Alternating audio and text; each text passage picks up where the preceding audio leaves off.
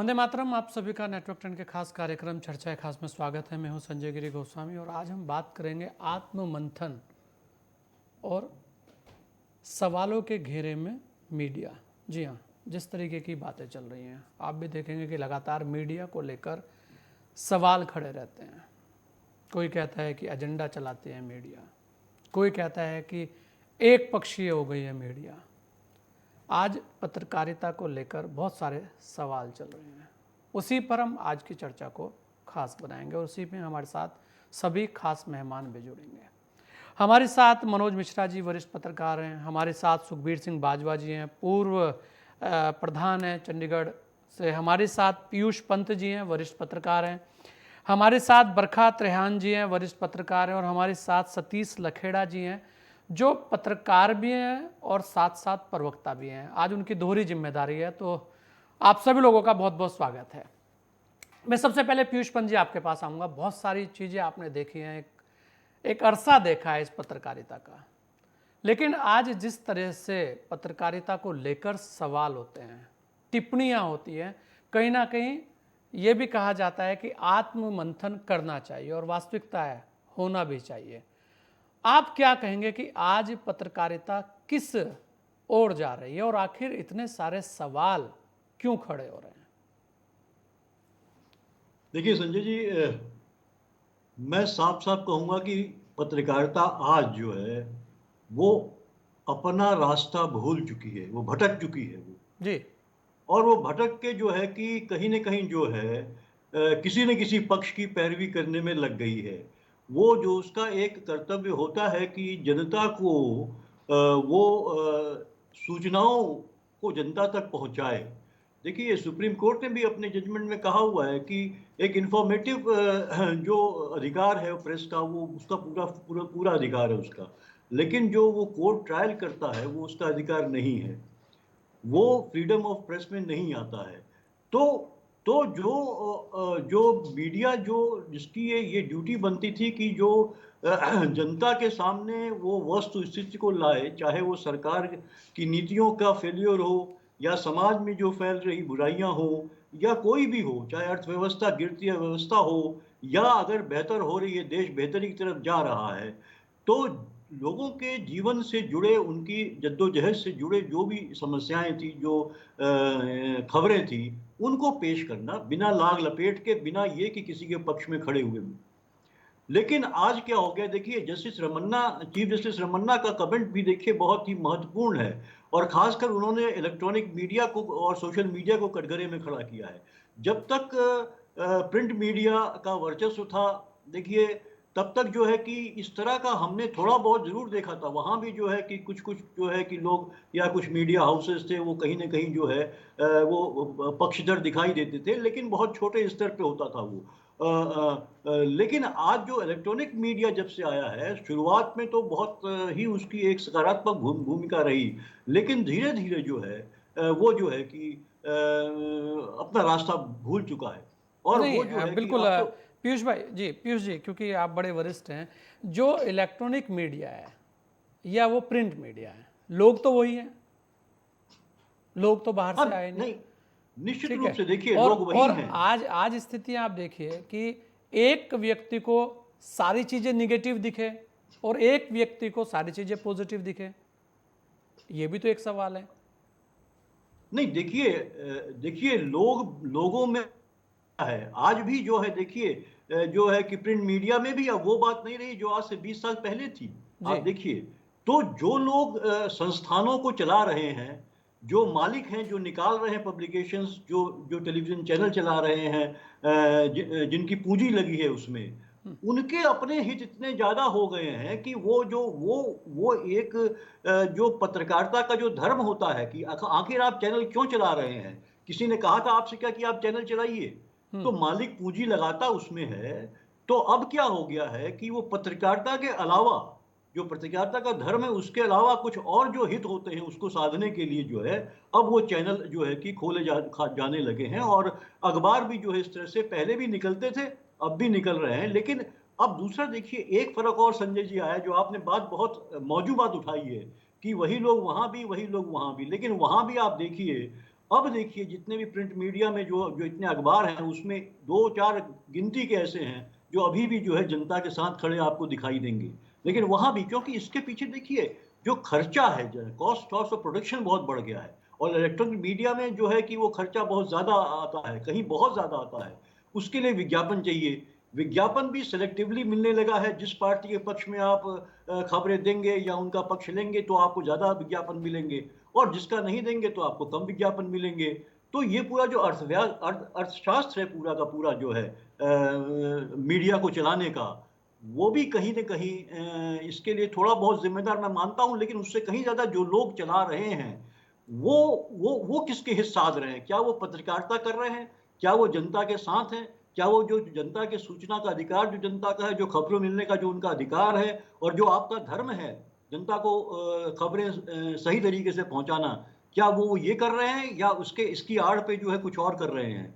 आज गोदी मीडिया क्यों नाम दे दिया गया मीडिया को? यहाँ तक कि देखिए चीफ जस्टिस ने भी इस तरह की बात कही है उसमें। तो और सोशल मीडिया का तो बुरा हाल है इस समय देखिए। हालाँकि सोशल मीडिया ने एक आज़ादी दी है, आपको बहुत लोगों को दिया है अपने को अभिव्यक्त करने का, लेकिन उसका दुरुपयोग हो रहा है। तो जो लोग मेरा ये मानना है संजय जी कि लोगों की जो क्वालिटी है, जो लोगों का एक सरोकार है, उसमें बदलाव आया है, जो प्रोफेशनलिज़्म की कमी आई है। अब लोग जो है कुछ अपने करियर को आगे बढ़ाने, अपने सत्ता के करीब आने के लिए, इन सब के लिए माध्यम जो है, इस माध्यम को का इस्तेमाल करने लगे हैं। तो इसका दुरुपयोग जो है वो होने लगा है और कहीं न कहीं जो है वो मीडिया जो है वो कटघरे में खड़ा होने लगा है। नहीं बिल्कुल, और यही एक सवाल है, लेकिन इसमें और भी बहुत सारी चीज़ें हैं। पीयूष जी आपके पास दोबारा आएंगे, लेकिन आज सतीश भाई क्योंकि इस समय आपका कम था हमें बताया गया, तो आपसे कुछ चीज़ें हैं। सतीश भाई, एक तो आप पत्रकार रहे हैं, तो पहली बात तो आज पत्रकारिता को लेकर ही है। उसके बाद आप प्रवक्ता भी हैं और सत्ता पक्ष के प्रवक्ता हैं, तो बड़ी जिम्मेदारी भी आपकी है। आखिर हो क्या रहा है ये? आप देखेंगे कि लगातार कहीं ना कहीं, क्योंकि सत्ता पक्ष की इसमें बड़ी जिम्मेदारी समझी जाती है, क्योंकि उनकी भी एक बड़ी जिम्मेदारी इसलिए भी है कि आपने कल एक शब्द कहा था सतीश भाई कि अखबार चलते थे विज्ञापनों से, चैनल्स चलते थे विज्ञापनों से, लेकिन कहीं ना कहीं उसमें शायद भेदभाव रहा हो या उसके अलावा वहां जिस तरीके की व्यवस्थाएं होनी चाहिए थी वो ना रही हो। आप एक पत्रकार की दृष्टि से भी और सरकार के प्रवक्ता होने के नाते भी, सरकार के तो नहीं, माफ कीजिएगा, लेकिन एक पार्टी के प्रवक्ता हैं, उसी की सरकार भी है, क्या से देखते हैं इन सारी चीजों को, क्या कहेंगे आप?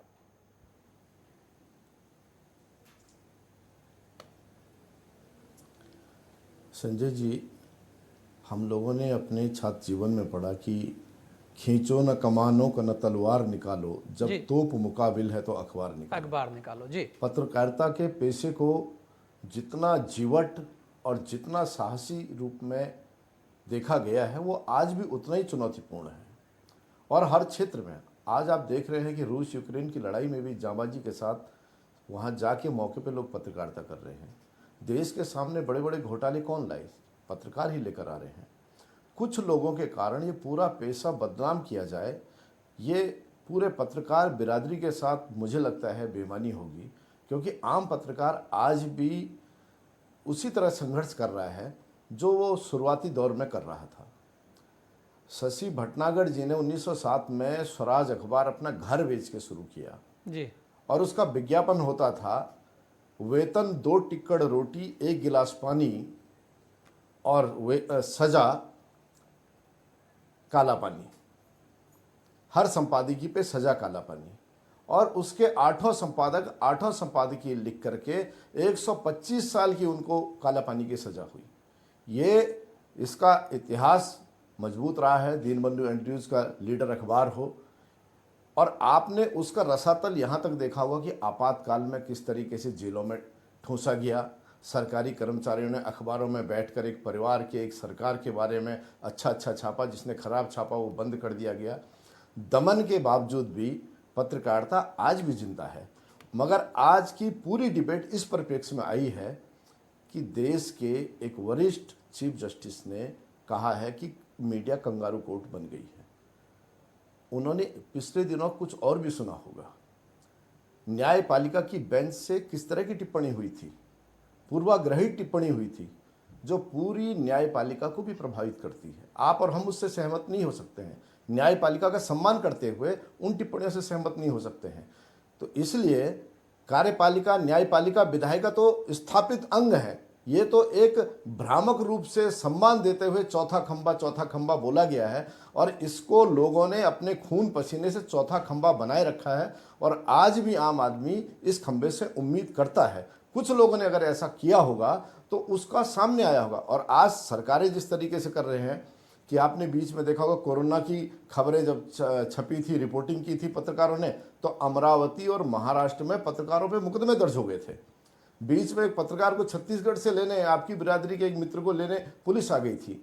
तो जिस तरीके का उत्पीड़न ये बिरादरी झेलती है, घराने जो करते हों वो अलग बात है, मगर आम पत्रकार आज भी संघर्ष कर रहा है और वो मूल्यों के साथ टिका है। ये मेरा अंधा विश्वास है। और मैं मीडिया का ही कार्यकर्ता, पार्टी में भी हूँ, पहले भी मीडिया में काम कर रहा हूँ, तो उसी बिरादरी के बीच में रहता हूँ।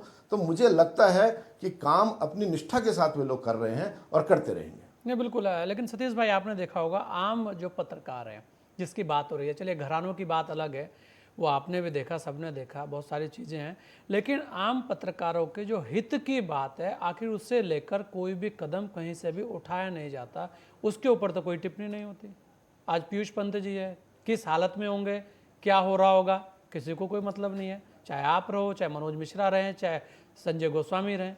तो ये जो चीज़ें हैं उससे लेकर भी कहीं ना कहीं संशोधन की या उस आवाज़ की आवश्यकता तो है।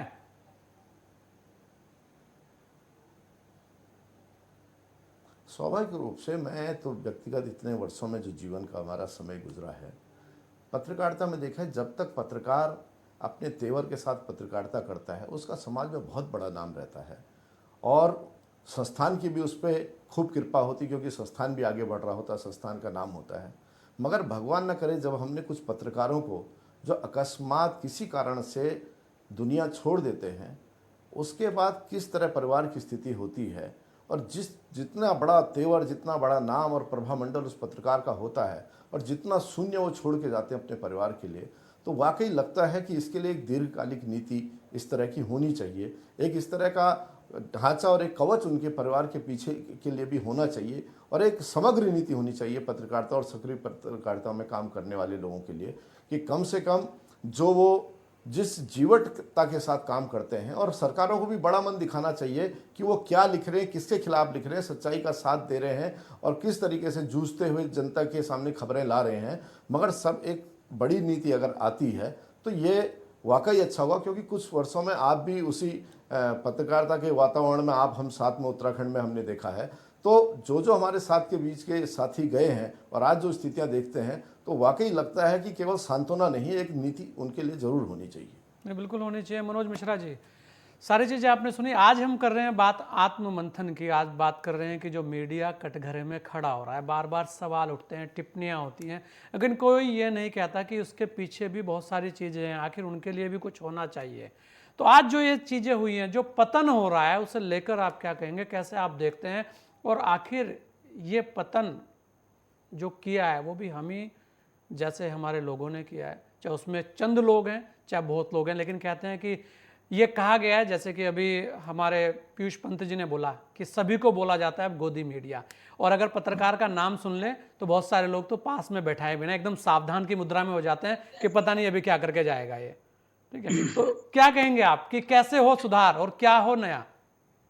संजय भाई, एक तो आपको बधाई कि आपने बहुत उपयुक्त विषय आज चुना, खासकर मीडिया पर ही चर्चा करने के लिए, और हम सभी पत्रकार साथी इस पर अपनी बात रख रहे हैं, भले ही किसी पार्टी से जुड़े हुए हों। मैं लगभग 28 वर्षों से 17 राज्यों में और पूर्वोत्तर राज्यों से जुड़े हुए उत्तर प्रदेश और दिल्ली में मैंने काम किया है। लेकिन एक बात मैं पूछना चाहता हूँ, जज साहब जिन्होंने टिप्पणी की है, जब तीन न्यायाधीश जब उच्च न्यायालय के किसी से बात कहने आए और कुछ कहने आए थे, एक समय था, या रोने आए थे, तो किस प्लेटफॉर्म को इस्तेमाल किया था? देखिए, मीडिया पर 100 उंगलियां उठा ले, समाज बदला है, परिस्थितियां बदली हैं, और हर 20 वर्ष बाद समाज में बदलाव आता है। कमियां हो सकता है, या गोदी मीडिया या उनको चिन्हित करने वाली बात, मुझे लगता है 2% 4% भी लोग नहीं होंगे जिन्होंने भी पत्रकारिता चुनी होगी, हम 95-96 के दौर की बात कर रहे हैं, उनको ये पता था कि हम कोई ऐसा व्यवसाय करने नहीं जा रहे हैं या ऐसे किसी नौकरी, ऐसे पेशे में नहीं जा रहे हैं कि बहुत बड़े धन का आय होगा जिससे हमारा परिवार ऐशो आराम की जिंदगी जी ले, बल्कि उनको लगा कि हम इसके जरिए देश का कुछ न कुछ बेहतर भला कर सकते और करेंगे। संजय भाई, आज भी गांव देहात में लोग इस बात की चर्चा करते हैं कि फला खबर या फला बात हमने फला न्यूज़पेपर में पढ़ी थी। मतलब वो विश्वास है, और विश्वास यूं ही नहीं कायम हुआ है, हमारी कई पीढ़ियां इस पे खप गई हैं। रही बात चर्चा करने की, तो मीडिया को कम से कम सोशल प्लेटफॉर्म से अगर अलग रखेंगे तो हम और आप दोनों या हमारे साथ सारे लोग रात दिन काम करते हैं। आप सोचिए, जब सब लोग सोया करते हैं उस दौरान हमारे आप जैसे पत्रकार रात को 2 बजे तक क्या करता है, हमको आपको सबको पता है। तो दिनचर्या से लेकर के, पैसे से लेकर के, और जब समाज की चर्चा करेंगे, समाज कैसा, कौन सा वर्ग है, वो चाहे जुडिशियल हो, चाहे वो पुलिस थाना हो, चाहे प्रशासन हो, चाहे वो नेता हो, ग्राम प्रधान से लेकर प्रधानमंत्री तक, हमसे उम्मीद तो सबको है, हमें बेहतर करें, ये हमसे सभी चाहते हैं। पर आप हमारे लिए क्या योगदान करते हैं, आपने हमें क्या दिया है? और जो चौथा स्तंभ की बात आती है, पंडित नेहरू ने जो झुंझुना पकड़ाया, आज आप देखिए कि पेंशन को लेकर के कितना लड़ाइयां लड़नी पड़ी, चूंकि कन्फेडरेशन या बहुत सारे संस्थाओं से मैं जुड़ा हुआ हूँ, पत्रकारिता की राजनीति से भी जुड़ा हुआ हूं, तो मुझे पता है कि संघर्ष किस तरीके से पत्रकारों के लिए करना पड़ता है। लेकिन हम वो उस बात को रोने के बजाय आपके चैनल के माध्यम से कहना चाहते हैं कि कमियां और गिरावट सभी वर्गों में आई है। अगर आईने में देखा जाएगा तो सभी वर्गों की मैं बात कर रहा हूं, लेकिन हमारे वर्ग में या हमारे प्लेटफॉर्म पे कम आई है, इस बात को मैं बड़ी गारंटी के साथ कह सकता हूं। रही बात सुधार को लेकर के, देखिए जब चीजें रेस में होती हैं, जब चीजें बदलाव की तरफ होती हैं, जहां पर प्रतिस्पर्धा और जल्द और ब्रेकिंग की आवश्यकता होती, वहां हो सकता है कि शब्दों के चयन में, हो सकता है कार्यशैली में, और अगर 1% गिरावट आ जाती है तो क्या मैं जानना चाहूंगा कि ब्यूरोक्रेसी और आज के राजनीति से जुड़े हुए लोगों के में ऐसी कौन सी खास बात है कि 5 साल या 10 साल में एकाएक धन का अंबार आ जाता है? आप उनका आईटीआर उठाकर देखिए, पैन कार्ड से लेकर के क्या कब कहां से कहां हो जाते हैं, ये हम ही दिखाते हैं। 2G 3G से लेकर हर्षद मेहसा से लेकर सरकारें गिरी और बनी, वो चर्चा हम ही करते हैं। बारिश होती है, बाढ़ होती है, हमारे कई पत्रकार साथी, कितनी बार ऐसी घटना दुर्घटना हुई कि वो उसमें आप देखिए आग लगती है, कैमरे जल जाते हैं, पत्रकार साथी झुलस जाते हैं। मैं तो ये कहूंगा आपके चैनल के माध्यम से ये बात कहना चाहते हैं सरकार से कि पत्रकार साथियों के लिए भी उनके परिवार और उनके खुद के लिए कुछ ऐसी योजनाएं ले आइए, क्योंकि बीच में कोरोना काल में हमारे बहुत सारे साथी नहीं रहे। उत्तर प्रदेश के अलावा बड़े राज्यों की मैं बात कर लूं, देश की बात कर लूं, तो उन्होंने पत्रकारिता करते हुए अपनी जान गंवाई है, लेकिन पीछे से उनके परिवार, उनके बच्चे, उनके माँ बाप, बहुत मुश्किल होती। संजय भाई, सुधार हम करने को तैयार हैं, अगर कुछ कमियां हम करेंगे, लेकिन अभी भी और आज भी द्रौपदी मुर्मू नई राष्ट्रपति चुनी गई, उनको बधाई, लेकिन उनसे उनकी राय रंगपुर से लेकर के रायसीना हिल्स की बात कौन करता है? वो गली कूचे से लेकर के राजधानी का बसा पत्रकार करता है। तो मीडिया पर सवाल खड़ा करें, करना चाहिए, और अच्छी बात है, सवाल उसी पे होते हैं जिसमें कुछ करने की क्षमता होती है। अगर हम पे सवाल होता है, इसका मतलब हम सही रास्ते चल रहे हैं और हम सही काम कर रहे हैं। चलिए पीयूष पंत जी, कैसे हो सुधार, और कैसे आप देखते हैं कौन से बदलाव किए जाएं कि जो गोदी मीडिया या जो पत्रकार, जैसे देखकर आजकल बहुत सारे लोग बोलते हैं कि डर लगता है? तो देखिए संजय जी, बदलाव तो देखिए खुद से ही आएगा, क्योंकि आप भी गोदी में खुद ही बैठे हैं। आप, किसी ने आप पे कनपट्टी पे बंदूक रख के नहीं बैठाया आपको। ये डिसीजन आपका रहा है कि आप गोदी में जाके बैठ गए। वो आप किसी के भी जाके प्रतिष्ठान की गोदी में हम कह लें कि बैठ गए आप जाके, तो ये तो आपका डिसीजन था, और उसे बदनामी इसीलिए आपकी भी हो रही है। आज सीजीआई को भी ये बात कहनी पड़ी है और गोदी मीडिया का रेफरेंस देना पड़ा उनको, जिस तरह से मीडिया ट्रायल होने लगा है। आप देखिए लगातार ये बड़ा है, तो किसने किया है? ये मीडिया वालों ने खुद किया है। जो जिम्मेदारी वाले पदों पे बैठे हुए हैं, जो नीतियां डिसाइड करते हैं, प्रोग्राम डिसाइड करते हैं, वो उन्हीं ने ये सब किया है। तो ये देखिए अपनी तरफ से ये आएगा तभी कुछ होगा। आपको जो है कि अपने ही तरफ से चीजों को बेहतर करना होगा। आपको वो जिम्मेदारी समझनी पड़ेगी कि देखिए कुछ चंद पत्रकार जो है बाकी पत्रकारों को भी बदनाम कर देते हैं, और वो बेचारे जो पत्रकार हैं वो लगातार अपनी ईमानदारी और मेहनत से काम करते हैं, लेकिन अंत में वो बड़े असुरक्षित जीवन उनके हिस्से में आता है। और इसलिए देखिए एक ट्रेड यूनियन मूवमेंट हुआ करता था। मुझे याद है कि जब हम लोग जब थे पत्रकारिता में जो मेन स्ट्रीम में, तो लगातार ट्रेड यूनियन बहुत स्ट्रांग था और हम लोग किसी न किसी यूनियन की जो पत्रकार यूनियन के सदस्य थे और उसके लिए हम लोग संघर्ष करते थे, पत्रकारों के लिए करते थे, कोई भी मसला होता था वो करते थे। और यहाँ तक कि उनके लिए कोई उनके घर में कोई उनके स्वास्थ्य संबंधी दिक्कत हो जाए तो उसके लिए हम लोग कोशिश करते थे कि धन का वो करके और जो है कि संग्रह करके उनकी मदद की जाए। और ये भी प्रपोजल रखा गया था कि एक पॉलिसी होनी चाहिए जो सरकार की तरफ से ये जितने भी मीडिया संस्थान हैं उनको कहा जाए कि एक इंश्योरेंस कवर जो है वो पत्रकारों को दिया जाए पूरी तरीके से।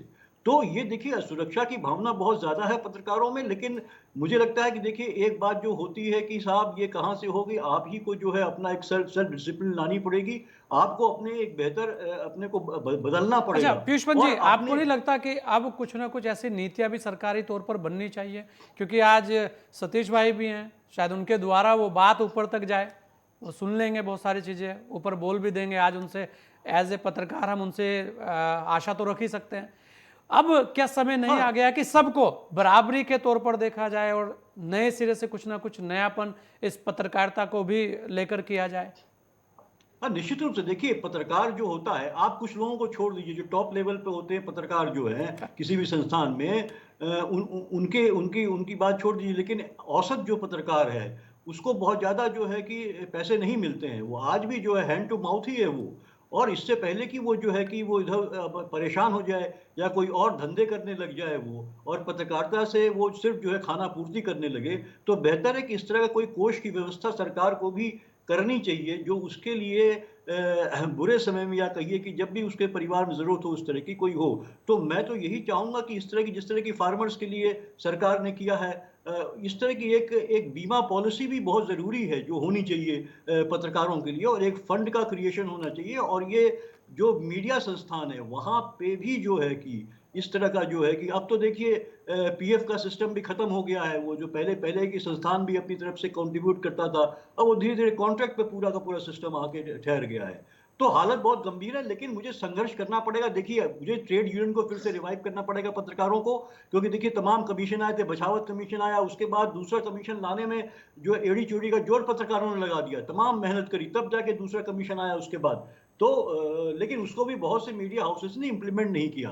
तो पत्रकारों को अपना संघर्ष को बढ़ाना पड़ेगा और अपने हितों की भी सोचनी पड़ेगी। सिर्फ जो है कि अपने मालिकों की या सरकार जो है उस समय सत्ता में उसी के हितों की बात न सोच के उनको अपने लिए बिल्कुल कैसे अपनी ईमानदारी से लड़ाई सतीश लड़ते भाई, हुए क्योंकि बात समय भी करनी कम है और पड़ेगी। बहुत सारी चीजें हैं, आखिर क्या हो सकता है और क्या कहा जा सकता है कि भाई किसी भी तरीके से जो बात हुई है, जिस तरीके से पंत जी ने भी बोला, मनोज भाई ने भी बोला, बहुत सारी बातें हैं और पत्रकार है तो बहुत सारी बातें चलती भी रहेगी, क्योंकि यहाँ पत्र भी और कार भी है तो ज़्यादा तेज चलती है।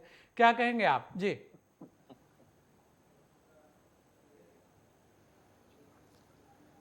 देखिए संजय जी, यहाँ मनोज जी और पीयूष जी तो मुख्यधारा से जुड़े हुए पत्रकार हैं और एक शुभचिंतक इस होने के नाते या इस बिरादरी का एक छोटा मोटा कारिंदा होने के नाते मैं मान के चलता हूँ कि सबसे पहले मीडिया संस्थानों को जिंदा रखने के लिए, मजबूत रखने के लिए सरकारी नीति अवश्य होनी चाहिए कि संस्थान जिंदा रख सके जी। और संस्थानों के जिंदा रखने के साथ ही उन संस्थानों पे भी ये गाइडलाइन होनी चाहिए कि जो संस्थान में कार्यरत लोग हैं उनको केवल हाँकने की, ठेके की और डराने की, धमकाने की और नौकरी बचाने के तनाव वाले से बाहर आकर एक पारदर्शी कॉन्ट्रैक्ट के साथ और उसके सम्मान के साथ एक ऐसी व्यवस्था होनी चाहिए कि वो अगर मौजूद नौकरी कर रहे हैं और उसके बाद भी या उनके न रहने पर उनके परिवार के लिए एक ऐसा स्ट्रक्चर होना चाहिए। इसमें संस्थानों को भी आगे आना चाहिए ताकि उनका एक सम्मानजनक जो उत्तरार्ध है जीवन का वो व्यतीत हो सके, क्योंकि जिस समय